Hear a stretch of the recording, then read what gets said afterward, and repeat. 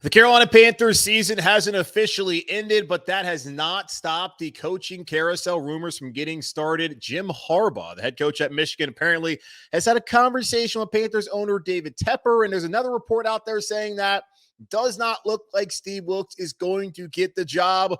We'll break it all down right here on Locked On Panthers. You are Locked On Panthers, your daily Carolina Panthers podcast. Part of the Locked On Podcast Network. Your team every day.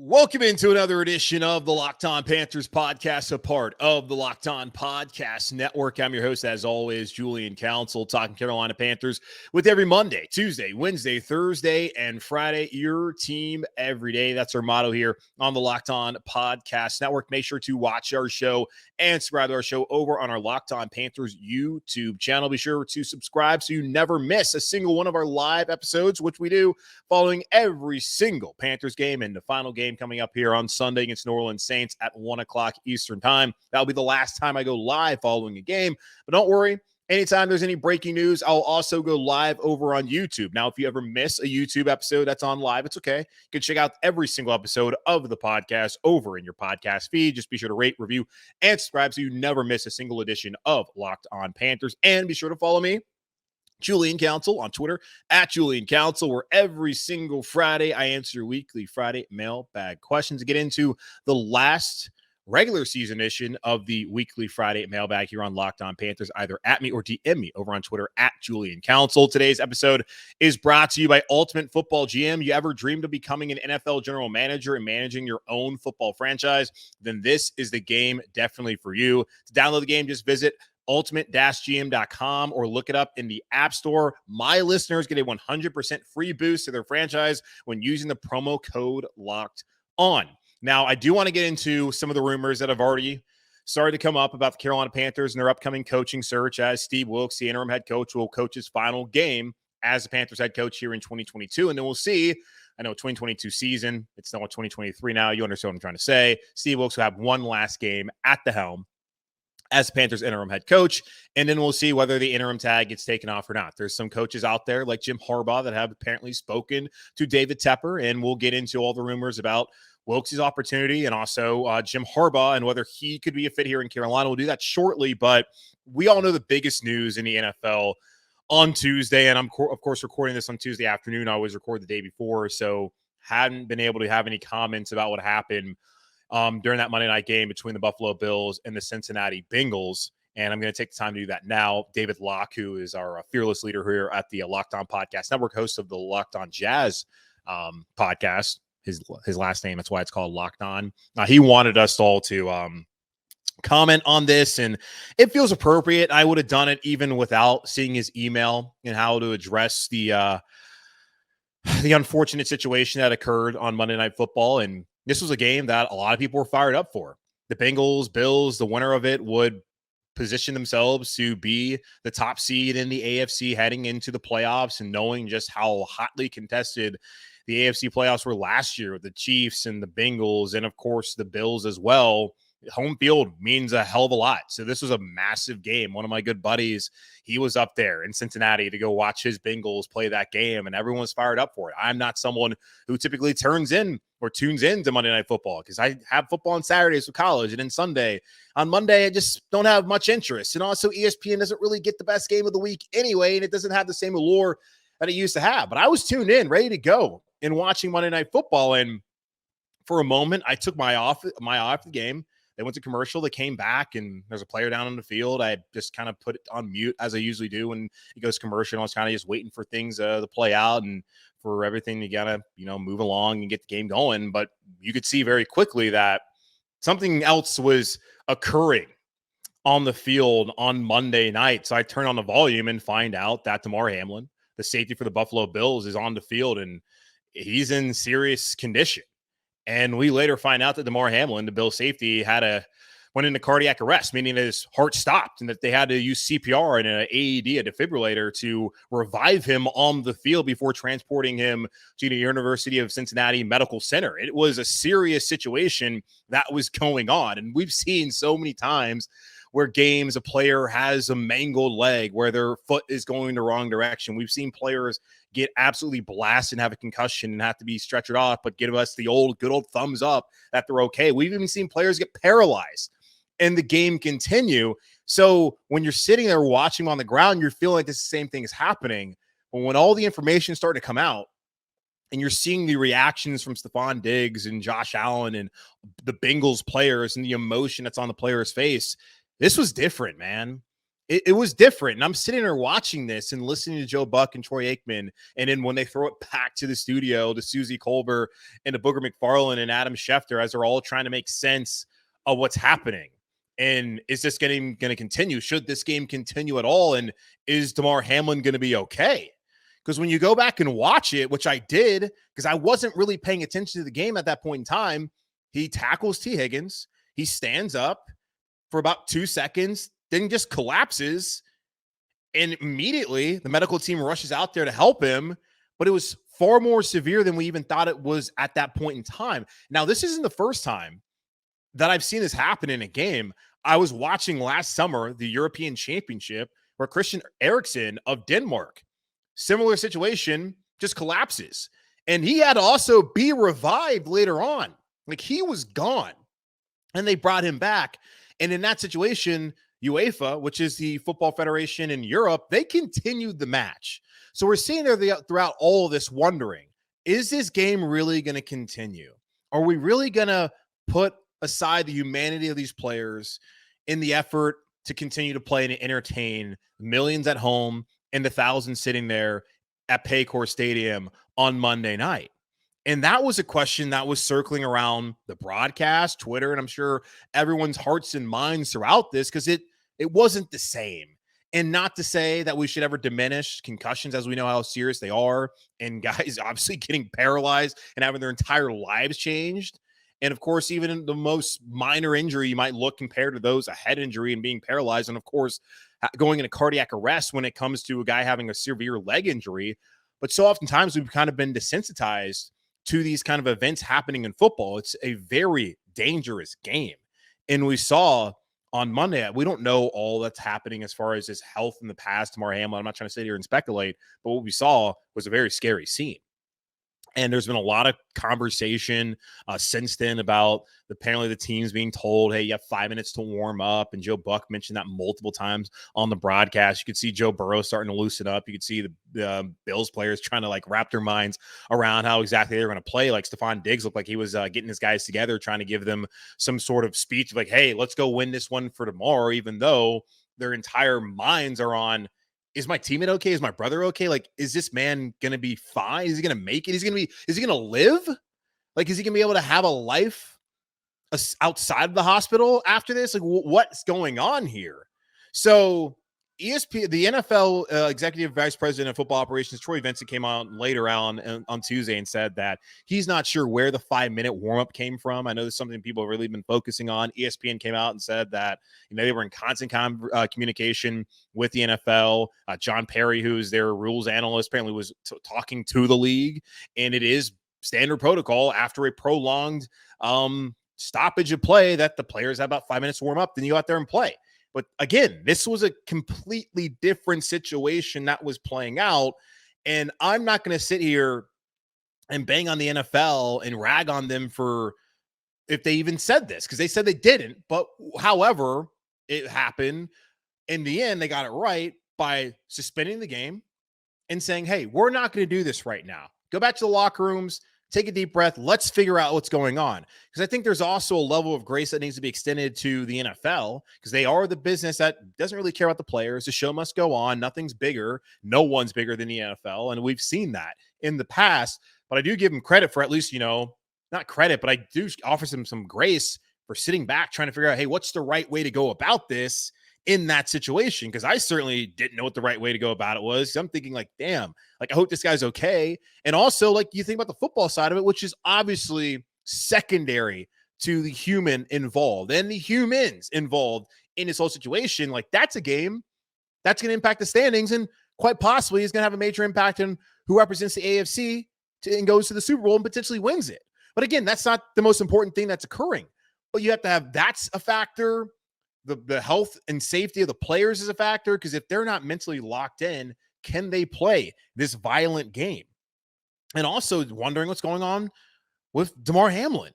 So I understand a lot of people want to be upset with the NFL, which is, hey, that's our natural predisposition to do that because of how many mistakes that they make and how we feel about Goodell in the league and really the owners. But for me, it's like, it's a tough and impossible situation to be put in. And Roger Goodell, the NFL commissioner, put out a statement on Tuesday that during last night's game between the Buffalo Bills and Cincinnati Bengals, Bills safety Damar Hamlin collapsed on the field. Damar experienced cardiac arrest and was promptly resuscitated by on-site club physicians and independent medical personnel, all of whom are highly trained in implementing the plans for medical emergencies. Damar was stabilized and transported to the University of Cincinnati Medical Center at a level 1 trauma center, where he remains in the ICU. The Bills also gave us an update saying, at least, that evening, that he was in critical condition. His marketing rep also kind of gave us an update saying that his vitals were stabilized and that was back to normal, but still he was on a ventilator at some point in time. Not quite sure whether that's still the case. Again, recording this right before 4:00 on Tuesday, January 3rd. I haven't seen any update since I recorded it. And by the time you listen to this, maybe it's going to be different. But continuing on with Goodell's statement, he said, after speaking with both teams and the NFLPA leadership, I decided to postpone last night's game and have our focus remain on Damar and his family. We are in regular contact with both clubs and with the medical team caring for Damar, and we'll share additional information as we receive it. And he goes on to talk about how all the players are getting the necessary resources to talk about their mental health and what they just went through, because it's a very traumatic experience. He finishes off saying, a short time ago, and after discussion with the two teams in NFLPA, we advised Buffalo and Cincinnati that last night's game will not be resumed this week. No decision has been made regarding the possible resumption of the game at a later date, and we have not announced any changes to this weekend schedule. We will promptly advise all clubs of any decisions that are made regarding these matters. If you have any questions in the meantime, please call me or any of the senior staffers. So that's a statement that he put out, I guess, out to the league office, a memo that was sent out there to all the NFL teams today or on Tuesday. So just an impossible situation. As I mentioned, we've seen situations where guys have terrible injuries, they're getting carted off, they're giving us a thumbs up, and the show's gone on. But the show did not go on, rightfully so, on Monday night. And all of our prayers obviously go out to Damar Hamlin and his family and to all the players that had to sit there and watch that and see him go through all that. And I mean, T. Higgins, especially, guy who, hey, just a normal routine play. He's one of the players and he's the player involved in it. And you have to wonder how T. Higgins is feeling. I saw, is it Kelsey Ann Conway, who is it some, God, what's her name? Because I follow her on Twitter. She covers the Bengals. Well, I don't want to get her name wrong. Something Conway. Sorry, just Kelsey Conway. Kelsey Conway of the Cincinnati Enquirer. She covers the Bengals. She was out there outside the locker room and saw T. Higgins very emotional last night following everything that went on. So everything that went on last night or on Monday night was obviously horrific. Thank God the NFL made the right decision, deciding to suspend the game and now postpone it. Who knows if it gets made up? When it gets made up, that's really not a top of mind for me and probably a lot of people. What we're really concerned about is what's going to happen to Damar Hamlin, if he's going to be okay, and if not even if he can play football again, if he can have a healthy life and be able to be happy and be whole and move forward. So just something that we hope to never see again, and something that we really have not seen to that extent. Like, again, we've seen guys get paralyzed, we've seen terrible injuries, but we haven't really seen that go on. And so good on the NFL for at least suspending the game and now postponing it, and for not carrying it on. 5-minute warm-up or not, whether that was true or not, I don't know. But good on them for moving forward and away from actually having the players out there. And we'll see what happens. So just felt like I should comment on that. Was asked to do that. Also had no problem talking about that here on the show. Now, we'll have an awkward transition from talking about things that are really important to matter, like our health and safety, to talking about Jim Harbaugh. Apparently talking to David Tepper about becoming the Panthers' next head coach. So we'll get into that here in just a moment on Locked on Panthers. I'm really geeked out by our new partner and sponsor of today's episode, the mobile game Ultimate Football GM. You ever dreamed of becoming an NFL GM and managing your own football franchise? Well, your dream can come true, and this game is definitely for you. Manage every aspect of your team, play through the season, and lead your team to glory. You're responsible for hiring coaches and coordinators, trading players, making draft picks, navigating your franchise through free agency and the draft, and all the ups and downs of the season. All this in a challenging and realistic game world. Ultimate Football GM is completely free and playable offline. Play on the go as you want and when you want to. Locked On Panthers listeners get a 100% free boost to their franchise when using promo code Locked On in the game store. That's Locked On in all caps, so make sure to check it out today. To download the game, just visit ultimate-gm.com or look it up in the app stores. That's ultimate-gm.com. Ultimate Football GM. Start your dynasty today.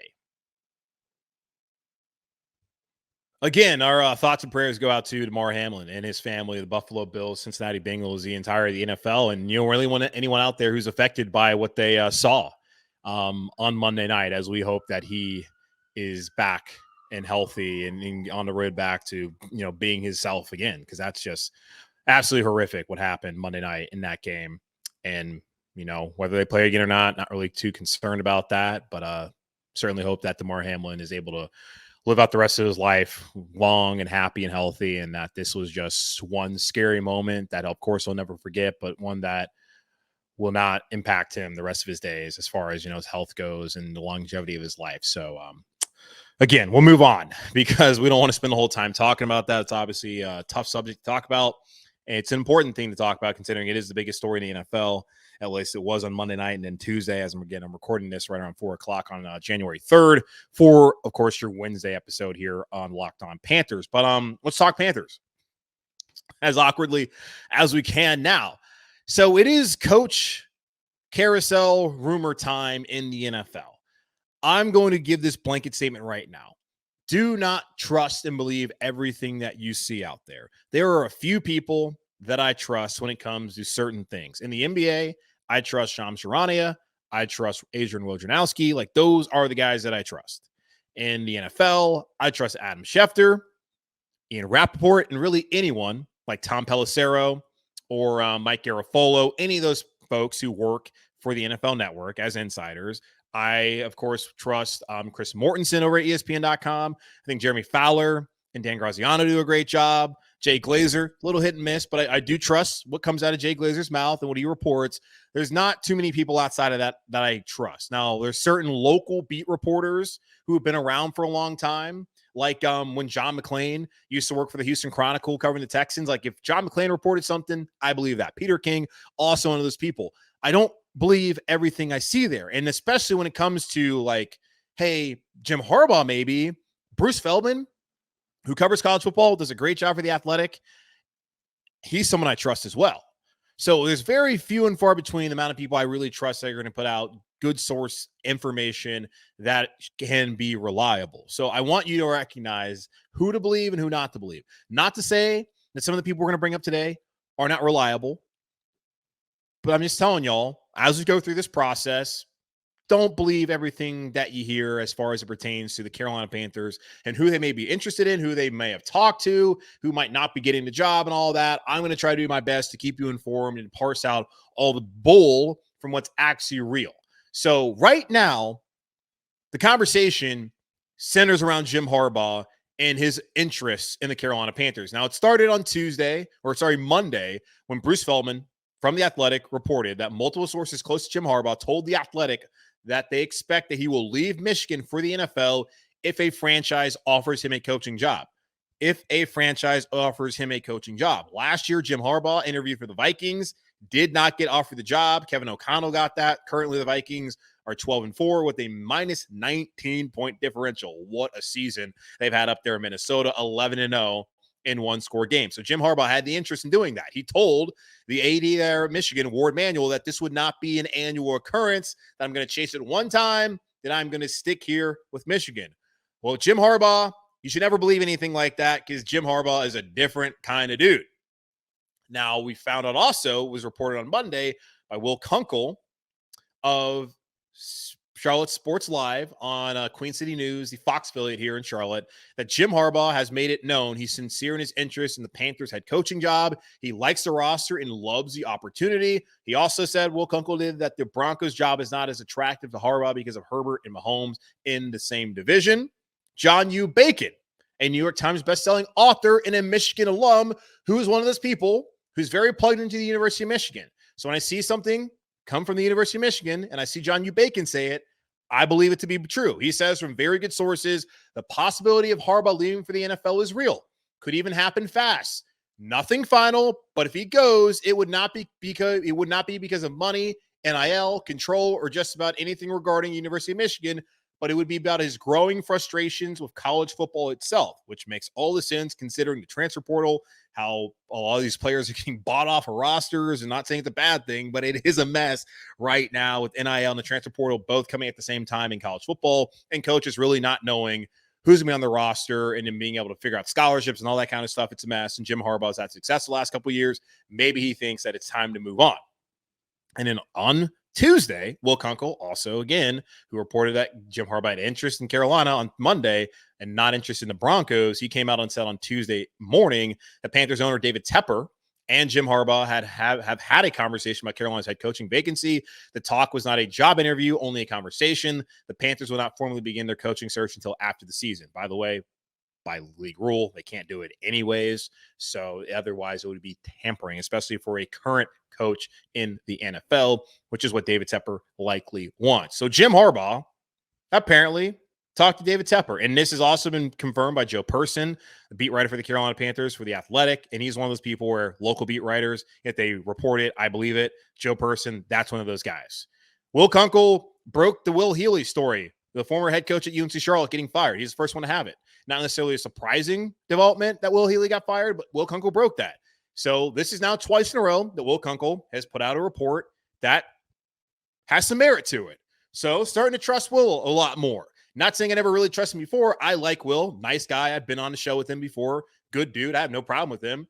I just, by my nature, don't really see TV reporters and like radio hosts as reliable sources when it comes to this kind of insider game. But Will looks like somebody you guys can trust moving forward. So write him down on your list as far as it pertains to the Carolina Panthers search. Very interesting that Jim Harbaugh comes up here. And I had someone who DM me on Monday night being like, hey, please talk about Harbaugh.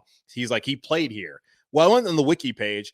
Jim Harbaugh played a grand total of 6 games for the Carolina Panthers back during the 1-15 2001 season, where he did not play a single snap. So I have a hard time imagining that Jim Harbaugh has the warm and fuzzies about the Carolina Panthers and his time spent here in Charlotte. Not to say that that's going to be a deterrent, because clearly he has interest in the job, reportedly from Will and Joe, and the fact that he's spoken to David Tepper about the job. When did this occur? I don't know.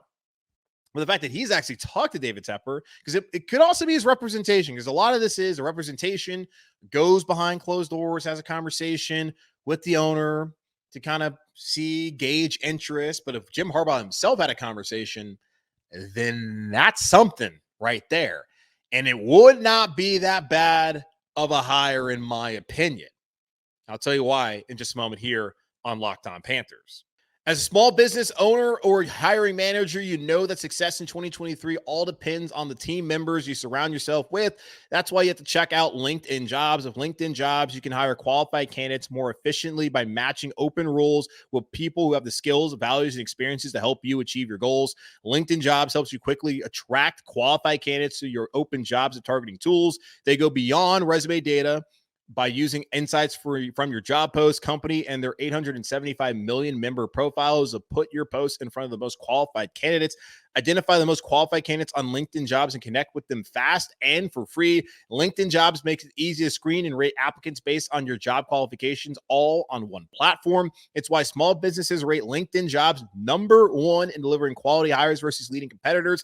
LinkedIn Jobs helps you find the qualified candidates you want to talk to faster. Post your job for free at linkedin.com/LockedOnNFL. That's linkedin.com/LockedOnNFL to post your job for free. Terms and conditions apply. Would Jim Harbaugh be a good hire for the Carolina Panthers? I have a hard time seeing it being a bad hire for the Carolina Panthers. And I know some of you are going to say, well, Jim Harbaugh is a college coach. Did you forget that Jim Harbaugh coached 4 seasons in the NFL between 2011 and 2014 for the San Francisco 49ers? And when he was a 49ers head coach, he went 44-19-1. 44-19-1, y'all, in 4 seasons. I think we would take that here in Carolina, because have we ever had that much success over a 4-season period? And we've never had back-to-back winning seasons. Neither have we had 3 straight, but 44-19-1? I like that. If you go look at those seasons, 2011, 13-3, lost to the New York Giants in the NFC Championship game. What happened that season for the New York Giants? They upset Tom Brady and the Patriots and won the Super Bowl. 2012, 11-4-1, lost in the Harbaugh Bowl in the Super Bowl down in New Orleans when the lights went off to the Ravens, again, Super Bowl champion. So back-to-back years, lost to the eventual Super Bowl champion.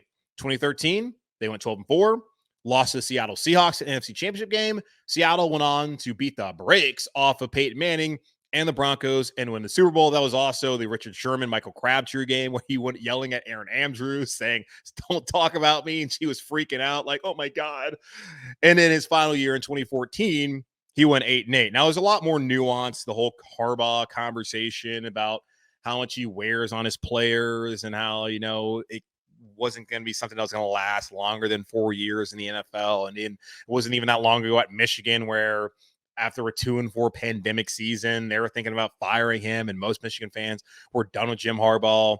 Although he had success, he just had not beaten Ohio State and hadn't gotten them to the playoff, although he's very, very close to doing that. But hey, had Wilton Spate not had a bad shoulder and throw multiple interceptions in the game at the Shoe back in 2016, he would have been able to do it. But okay, doesn't matter. He hadn't done it up until the last 2 years where they dominated Ohio State the past 2 seasons, but then lost in the semifinals, most recently to TCU on New Year's Eve. So Jim Harbaugh allegedly has been attracted to the NFL again, outside from all the crazy stuff going on in college and the changing aspect of that sport, but also because he was so close to the Super Bowl.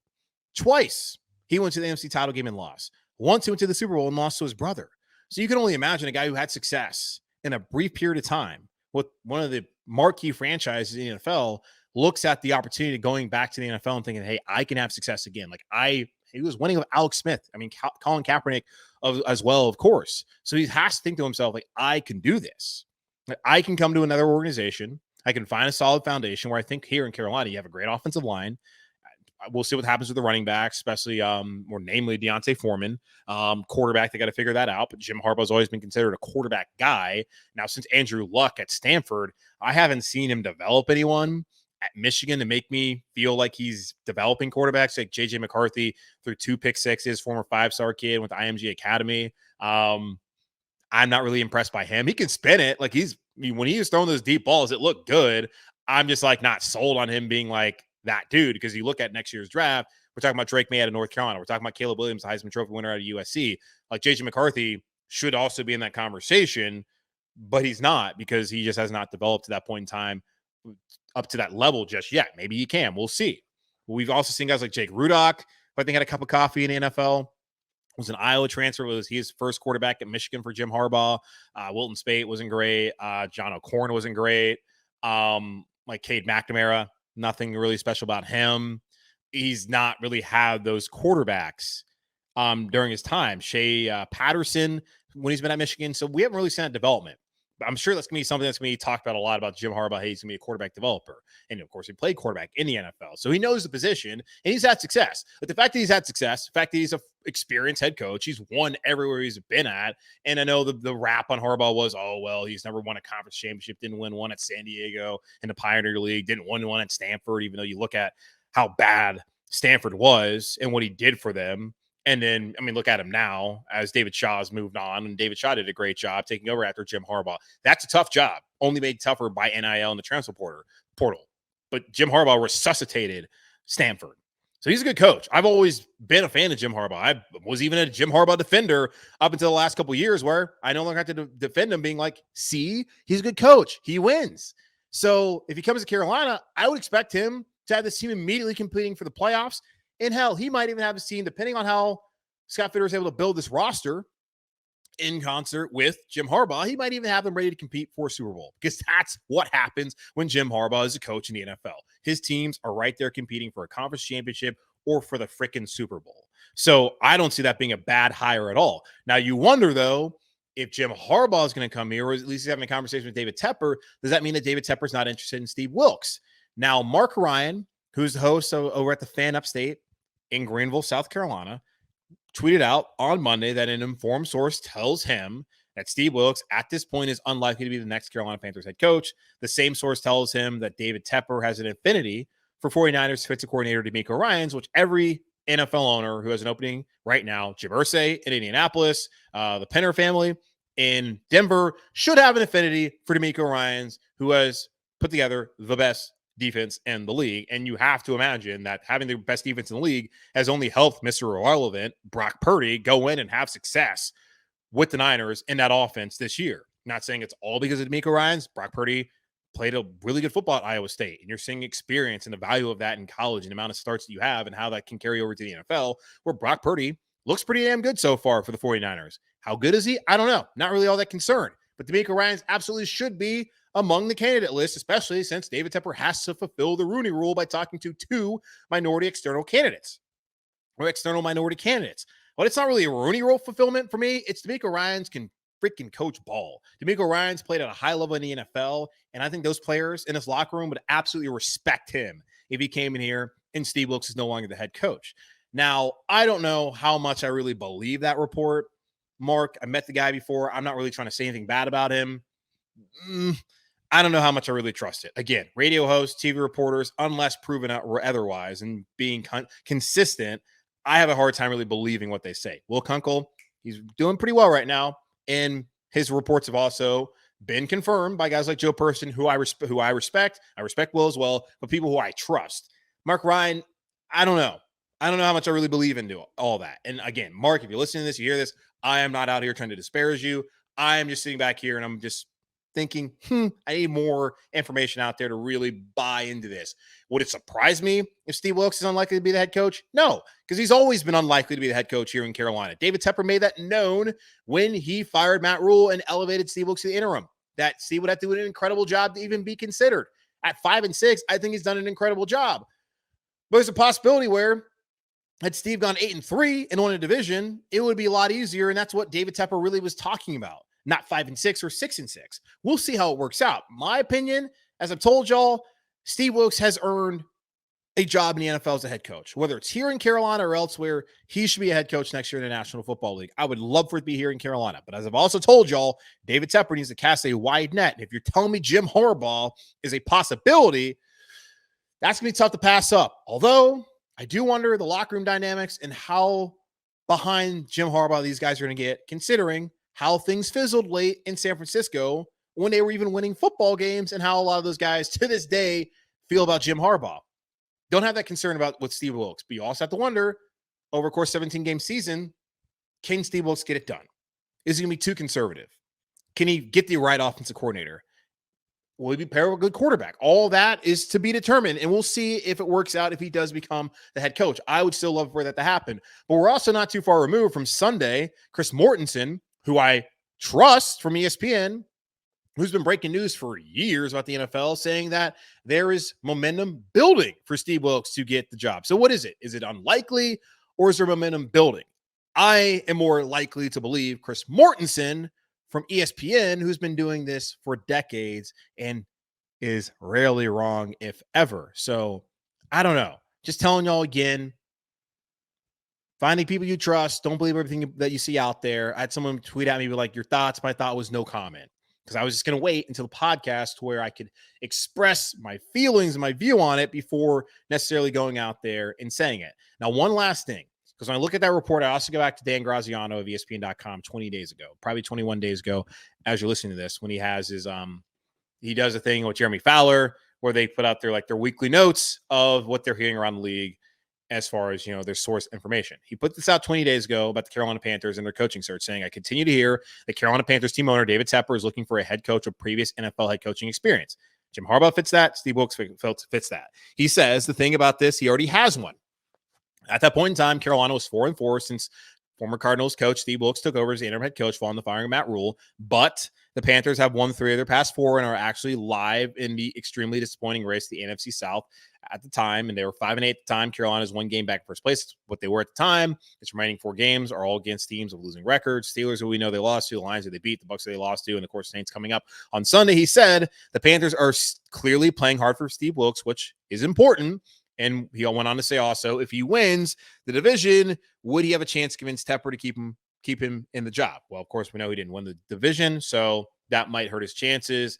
Graziano also went on to say that the list of potential candidates I've heard includes the likes of Marvin Lewis, the former Bengals head coach, which, okay, Dan Quinn, who, of course, has a connection with Scott Fitter and their time spent in Seattle, former Falcons coach, currently the Cowboys defensive coordinator, former Vikings coach Leslie Frazier, who's the defensive coordinator up in Buffalo right now with the Bills, Frank Reich, who was recently fired by the Indianapolis Colts, a former Carolina Panther offensive guy, and, of course, everyone's Hail Mary, Sean Payton. So those are the names that he's heard.